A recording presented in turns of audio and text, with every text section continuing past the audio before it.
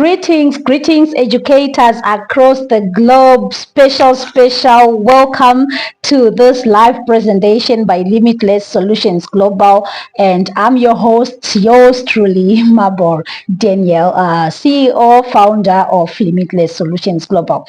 Well, I would love to say that today is quite a special day for all the educators across the globe because it is 2024 World Teachers Day, and we are so excited to celebrate our teachers together with the whole globe, and to honor the teachers for the impact that they have been putting into this world and that they are still going to. We would love to cherish all educators and all educationists and teachers and everyone in the education sector. We love you, teachers. We value you.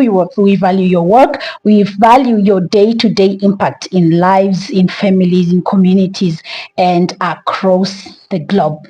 Now, I'm also particularly happy because I'm a teacher too, so I'm also being celebrated today. Well, I've been a teacher for total of 13 years, both in Zimbabwe, high school teacher, and I taught all sorts of teaching there is in the world. While I was still teaching in high school, and after that when I went to China and I had an opportunity to teach from kindergarten up to university. You may not believe this, but it's true. I also taught professionals that were migrating abroad. I taught top government officials in China one-on-one. I taught CEOs and top executives of companies as well, teaching them English language. And so I would want to tell you that I have been there and I'm still there. I'm not going anywhere. I'm still educating our African people across the globe on various things. I've become a career expert in various fields to do with careers, and I'm still disseminating a lot of information voluntarily across the globe to share information about careers, to share information about studying abroad, about working abroad, about qualifications, about CVs, about what I do, boot camps, I do free presentations, I write books, I write booklets, I write modules, and excitingly now I am also an educationist. Like I said, that there's educators and educationists. Now I'm an educationist because my education has transcended from classroom kind of education to influence kind of education. So now I'm influencing curricula at different levels in different countries across Africa. I'm a consultant in education matters relating to practices. I'm also influencing policies and policy changes, curriculum changes, researches, and so forth. So I'm a consultant in that area, and I am happy that my contribution has really impacted especially tertiaries and universities, actually tertiary college in Africa, not only in Zimbabwe. We have done a lot of input in that area, and I'm happy that it's taking shape, and we are harnessing ourselves as Africa to also make the necessary policy changes to suit global standards and to produce globe-oriented, qualified people in the career people in different kinds of spheres. So that's enough about me, but today I'm talking here about the teach abroad service and teach abroad opportunities that are there in the world and that we have for you. We usually love to curate some of the things and give them as services, so that we give a one-stop service to our clients and make sure that everybody that even to our community rather, before they become our clients, so that everybody that gets our free information, our all those things that we push daily, every day to empower, enlighten our African career people. We want to make sure that when we give them such information, they then don't go and get lost and get into scams and other things like that. So we usually create a one-stop service, whichever topic of careers and and business that we do. So because remember, we also do linkages for small growing business people. We are also growing and growing with others, and so we give one-stop services. So today I'm saying that I'm happy about the Teach Abroad service, which allows our teachers to broaden their horizons from having been in one global space and having to now teach in another global space. And I tell you, these worlds are totally apart and different.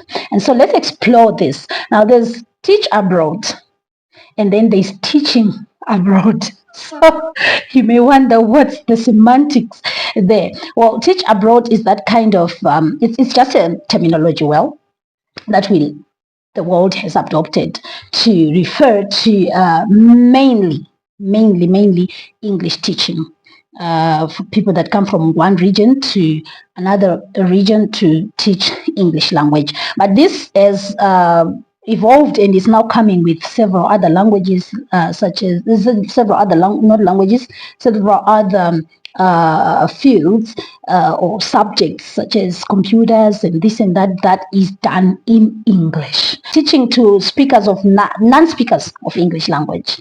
So you are basically an ESL teacher. ESL is a terminology that you need to be familiar with right now if you are interested in teaching abroad, teaching English particularly. ESL means English as a second language. That's ESL. So I'm talking ESL today. We have positions and we have placements and systems in place. Saying we have opportunities for teaching English in Thailand, in Cambodia, Vietnam, Japan, Taiwan, Macau, South Korea, China. You can teach in any of those countries. And then we also have we took some European countries, just to Italy and Spain. Now we're gonna expand, like we say, to USA, but this is not gonna be ESL teaching. So make sure that you have subscribed to this channel. We're still growing it. We lost another channel, so we started afresh. Requirements of ESL teaching. Number one requirement is that you are a native speaker or non-native speaker. We're gonna get into the nitty-gritties of this, and really it is sensitive. I suffered at the hands of that topic myself when I was teaching abroad, but it is possible. I'm telling you that I taught then, I taught every level, so it's possible. It was possible back then, and it's still possible right now. It's actually much more possible. So native speakers of English language are speakers that are born into an English-speaking country, and usually from countries such as United Kingdom and all its, they're all kingdoms there, and Ireland, and countries like United States of America, Canada, Australia, New Zealand. There are about 7 of them. They're called the Big 7. Is it Big 7 or Big 8 of them?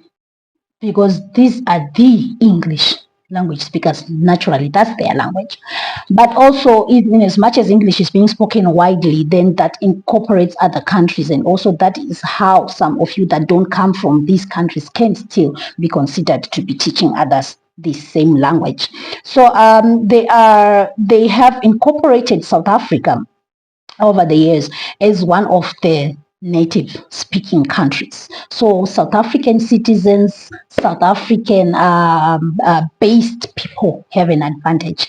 This is for you. You are considered as native speakers. So you have an advantage. When I say that South African based people, you may be coming from countries like Zimbabwe or any other and staying in South Africa, possibly having a work permit there or being based there in a way that is so traceable. You have an advantage when it comes to teaching abroad. But, well, that's native speaking. So it's about the Big 7 or 8, and then there's South Africa. Now, non-native speakers are teachers or speakers that come from those other countries that originally do not speak English. Now, we have countries that speak English very well, like Zimbabwe.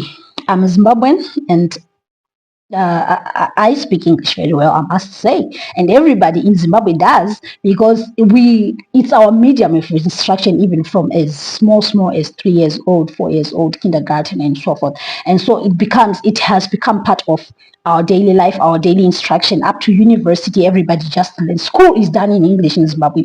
This is an advantage, actually, when it comes to matters like this. People speak a bit like a flat, or at least within tolerable range of tone when they speak English. So they have an advantage when it comes to ESL as compared to our other brothers and sisters. So everybody that can speak English, that has learned English up to degree level or up to some tertiary or some to higher level, can teach abroad. But I'm going to talk about the particular requirements. So I said requirement number 1 is that you speak English very well at native level. You have learned English, or you have had English as your medium of instruction. Number 2 is that there's need for a bachelor's degree in any field. So when it comes to ESL or teach abroad, it's bachelor's degree in any field. Now, when you have a degree in education, then you are the person that they are looking for. Why degree? So that at least you have gone to tertiary. At least you are also able to be put on a work permit or work visa, because those are the requirements for work visas.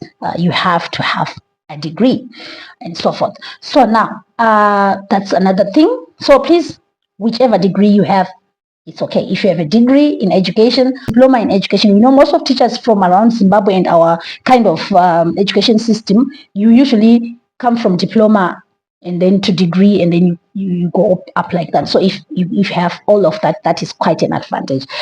But the basic is the bachelor's. Now, we also have a third requirement, which is an ESL qualification. We said ESL is English as a second language. So that means you need another qualification to prove that you can teach English, or you not only to prove, but to qualify you, because really there's a difference. And remember that this takes people that are coming from any field of study at tertiary, like I said, any degree. So for you to then be able to teach English as a second language, you need to then be qualified in it. And so this is when different kinds of ESL qualifications come in. But I'm going to talk about them, but I'm done with the qualification requirements. So it's basically, once again, native or non-native English speaker. 2 is a bachelor's degree in any field. Diploma certificate is an added advantage. Then the third one is that you have an ESL qualification. Now, talking about ESL qualifications, there are different kinds. These are quite a bag full of them, but it's basically TEFL, TEFL, or TESOL, TESOL. So TEFL means teaching English as a foreign language. That is really basic to say that you need to be trained to teach English as a foreign language. Now, this is a certificate that you can do on 120 hours or 180 hours, and there's different kinds of them. But the preferred and basic one is 120 hours. So this is TEFL certificate. There's also TESOL certificate. TESOL means teaching English teaching English to speakers of other languages. TESOL. TESOL. These are the basic terminologies and certificates that are in this system, but believe you me, there's a lot more. And you'll be shocked one day to find that they say they want a CELTA, and you say, what is CELTA? CELTA, CELTA. Also, it's one of those qualifications usually that are used in areas such as Europe, or where people are not really not clueless about English language. Then there's lots of them. Like I said, there's TEAL, there's there's TL, there's TEOL, there's TEIL, there's TILEC, and it's a lot of them. But these are terminologies. For example, TEYL, TEIL, is teaching English to young learners. So it's basically the same, but you're specializing on young learners. Then there's another one for adult learners, that is the TEAL, adult learners. Another one is for what, lot of them. But basically, it's a qualification for you to do ESL. So these have to be done at an accredited academy or institution. Now, global, there's a lot of service providers in this, and believe that now most are accredited, but it's not only about accreditation. When they give you a certificate, it also has to be verifiable. So it has to be checked in systems that have been put in place, and it has to be found that you studied TEFL and or TESOL or whichever with an accredited institution, and you really got certified. And then it has to be, so that's like traceable. It needs to be traced in the system. They can actually trace that you did it between this and that period. And also it has to be globally accepted. Now, there are also some service providers that are accredited that can do verifiable, but their certificates are not globally accepted. Many of them now. That is where the challenge usually comes, because countries just determine whether to accept a kind of qualification or not. And so there are prominent ones, and that is what we are working with to help you to make sure that whatever you get, you won't have problems with it. But before I talk about what we do regarding that, this is what you need to have. So then now comes a limit. Some of them are good to be as a teacher online. You can just show them this, it doesn't matter, they can accept it. But when it comes to things that will involve your work permit, your relocation from your country and having to teach physically in another country, then there becomes a bit of challenges or a bit of specifications. So those specifications are what we're going to help you get rid of by just giving you what we know works. Remember, we have not been we have been placing teachers abroad for a while. We have only become we've only put ourselves on a pause, but now we're back to it because we wanted to.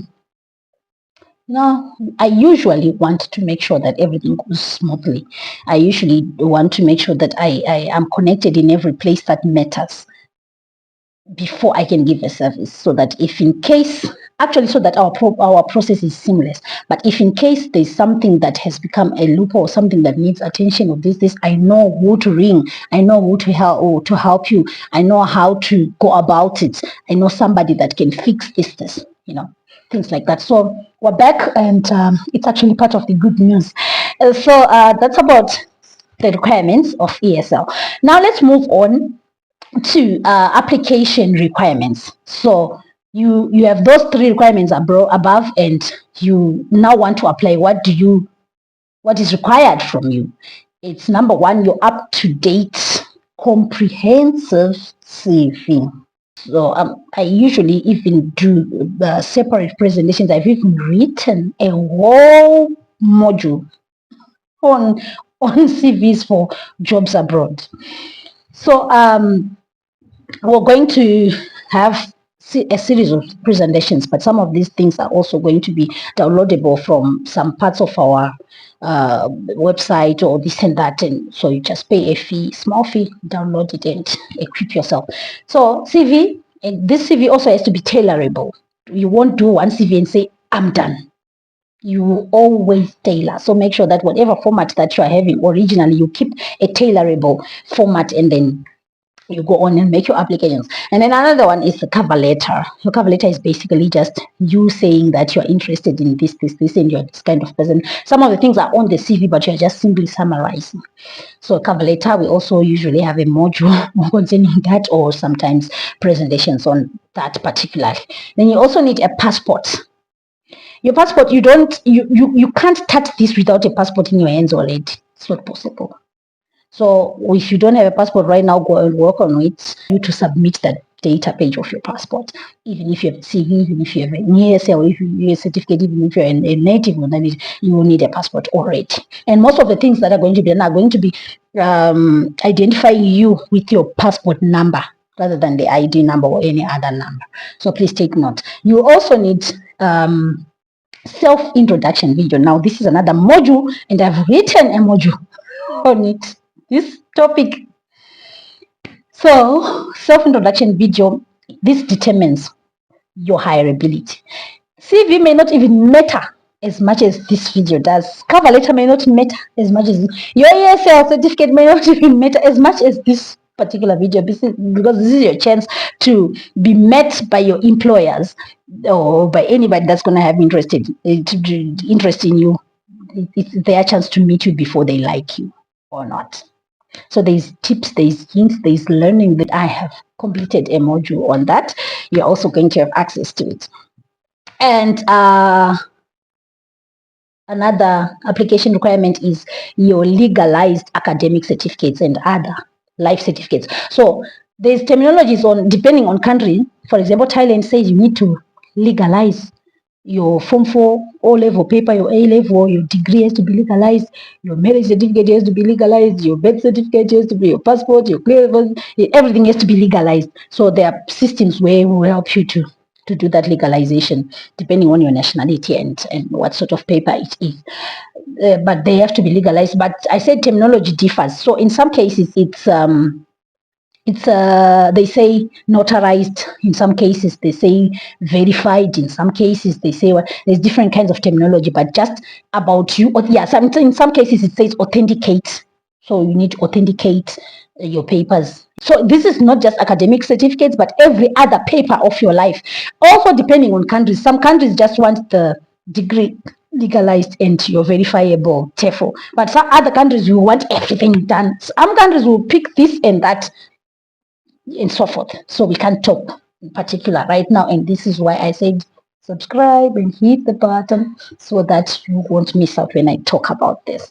Now that's about it. So I'll round up. I said up-to-date CV, tailorable, cover letter, passport, self-introduction video, legalized papers. Yeah, those 4 items are for the application. Sometimes the legalized papers and this is and that papers may not need to be legalized at the application stage. They are for advanced stage. But if you just have them legalized at once, then that helps a lot.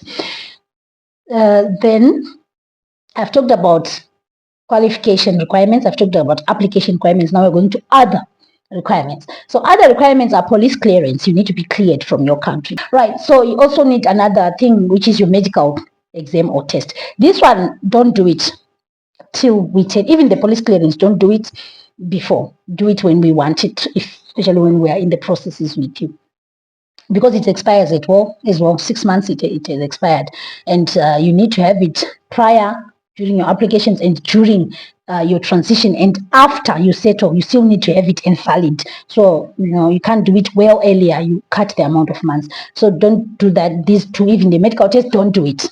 Medical tests depend on institutions, countries, this and that. So they will tell you, sometimes they want to test you when you get there into their country, and you sometimes a school wants to test you itself. Sometimes a country system wants you tested. They have places where to test it. They have what they are looking for, the specifications and so forth. So don't just do it, but just know that for this one, in most countries, you will need it.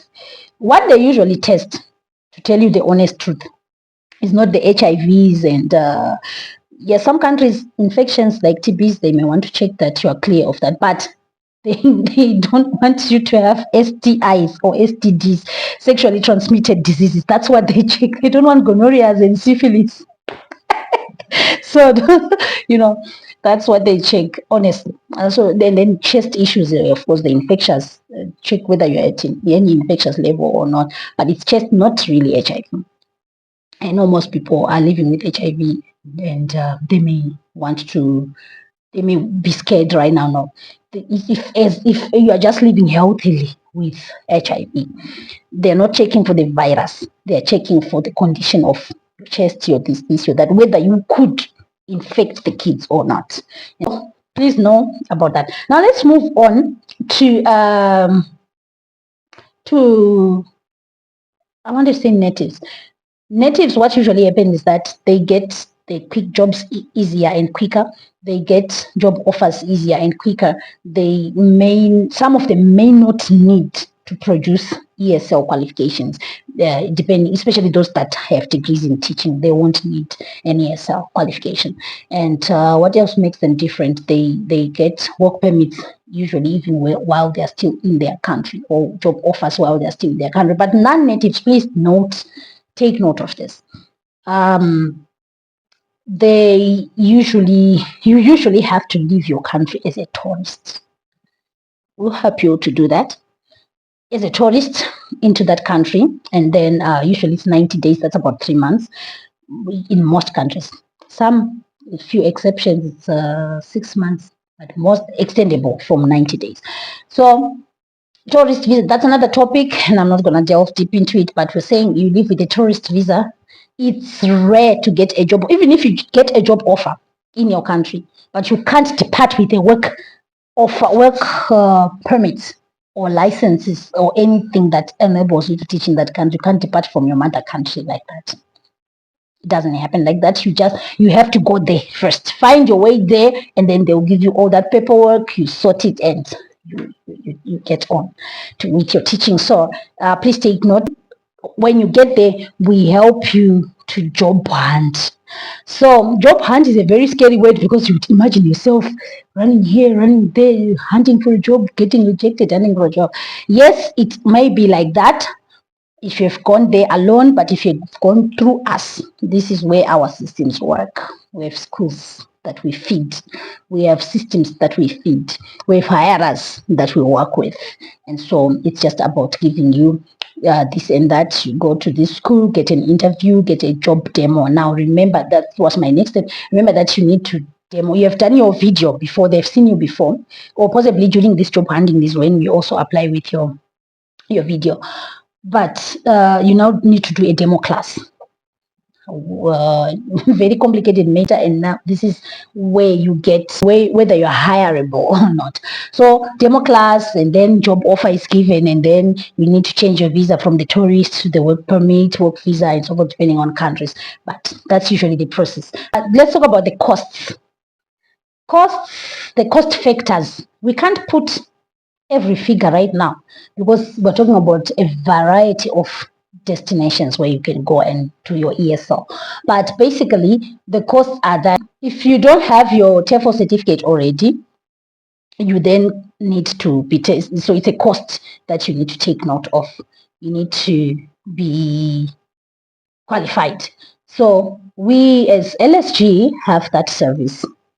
We have TESOL certificates starting as low as $59. We also have a discount, and we're also going to be giving our merchandise LSG to some of our teachers that will benefit, that will qualify: caps, sun hats,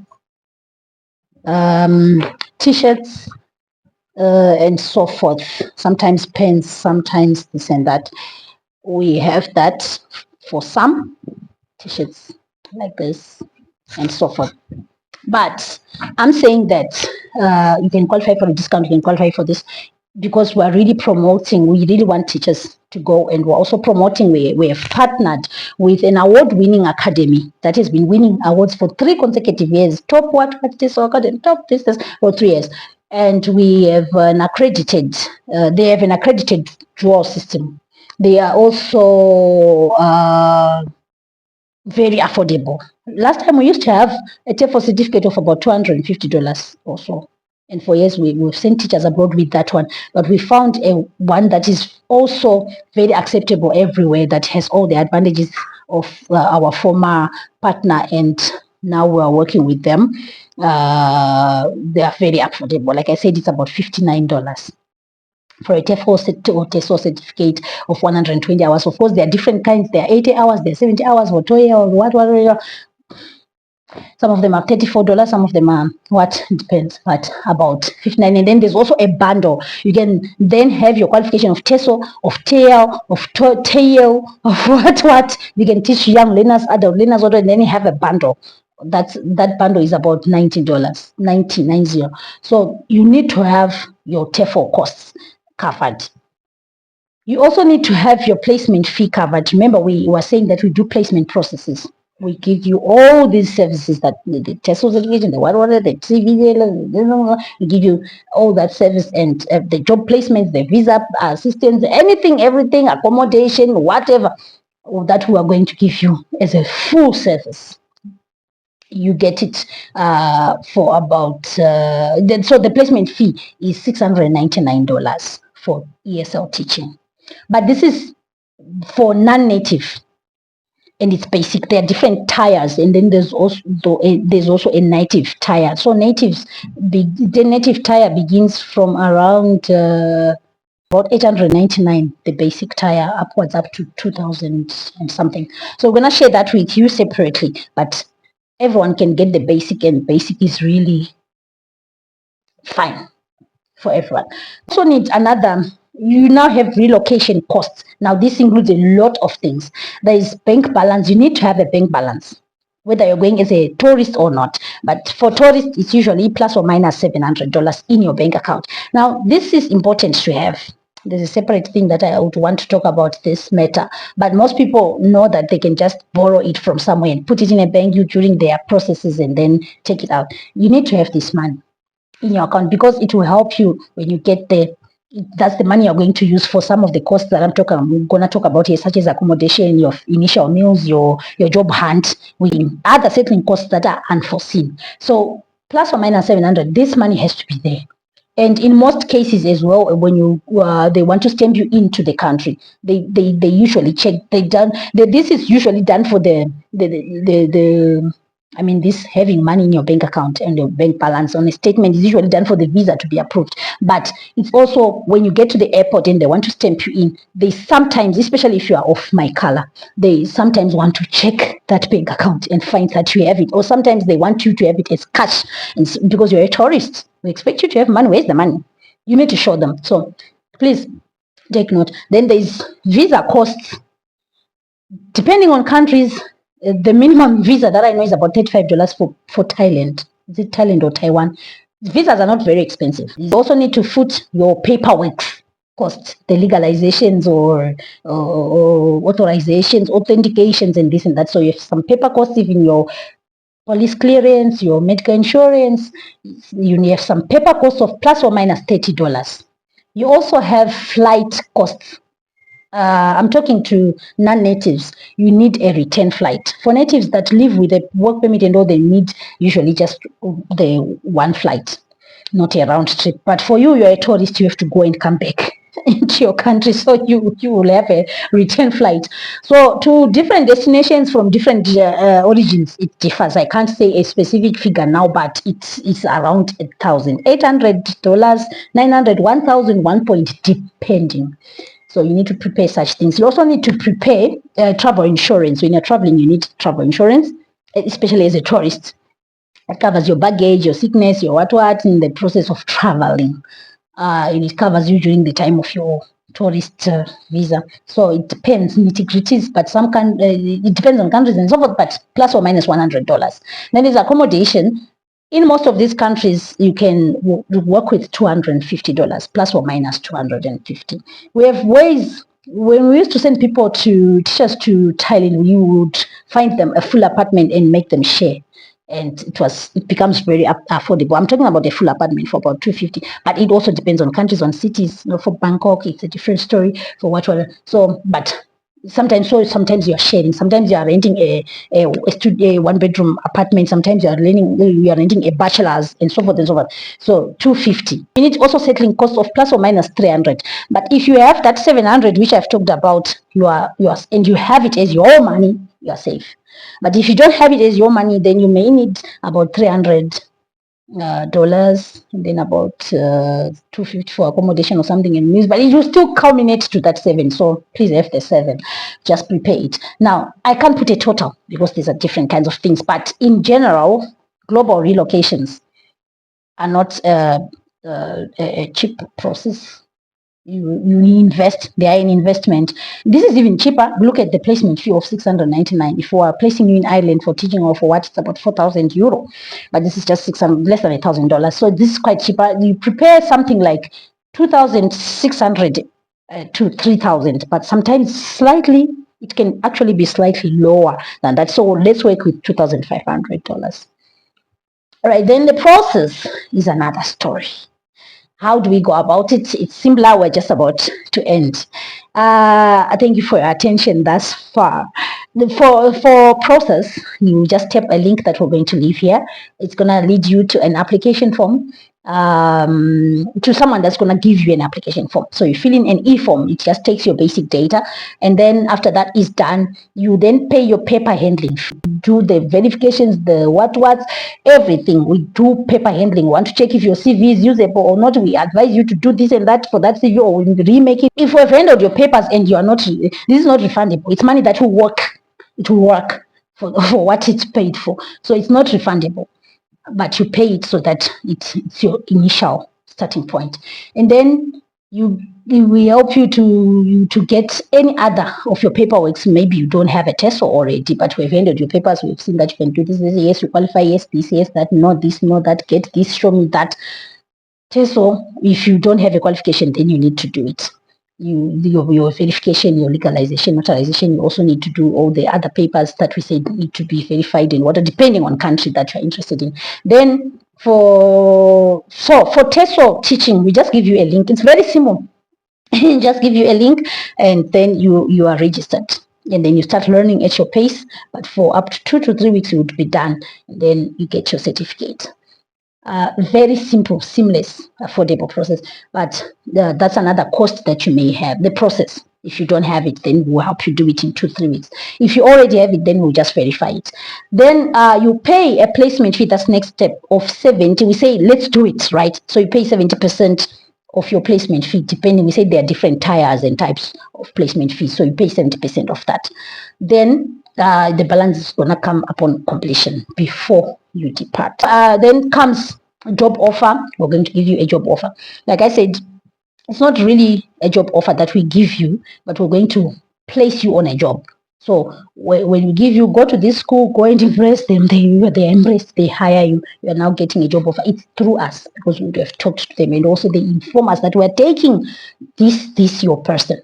And so it's job offer. So the tourist visa application or job offer, depending on native or non-nativity. Then you fly to your destination country. We usually send you off from an airport. If you are within African countries, we can help and send you off together. And then you also receive you. We have systems everywhere. Someone will receive you, help you settle.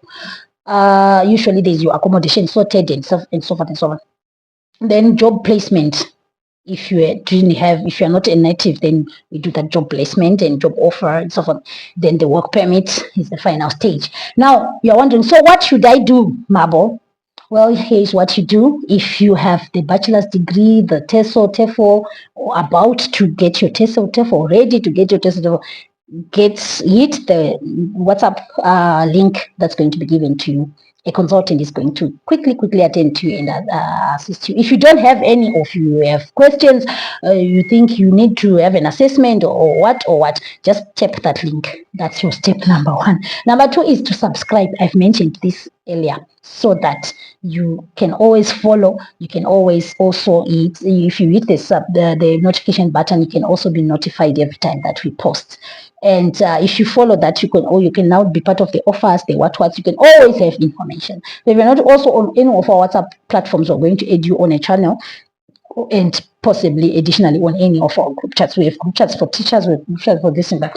Then another call to action for you is that if you know that you want to go, if you know that you already have a degree, but you don't have a TESOL or TEFL certificate, please take note. We've said we have a promo. You may win one of the t-shirts, and merch is for merchandise. It's the language of this world. But it's not about winning. This is also mainly about winning a discount. So we said our TESOL, the basic is on $59. You can get it for about 40, 45, somewhere there. We'll give you a discount. Get registered for TEFL, enroll or TESOL. Get your 120-hour certificate, and we begin the process. So there are times when hiring is at peak for ESL, depending on countries. But this part of the year, October, November, hiring is like this. So take action now, such that by November, end of November, December, you are already in processes of going. But that's basically it. So over to you, teachers. If you want to relocate abroad, we are your plug, or even if you want to try other means of getting there, that's all right. But this is the information. So I look forward to bridging you and the globe. Once again, your host 𝗵𝗶 Daniel from Limitless Solutions Global. Thank you and bye.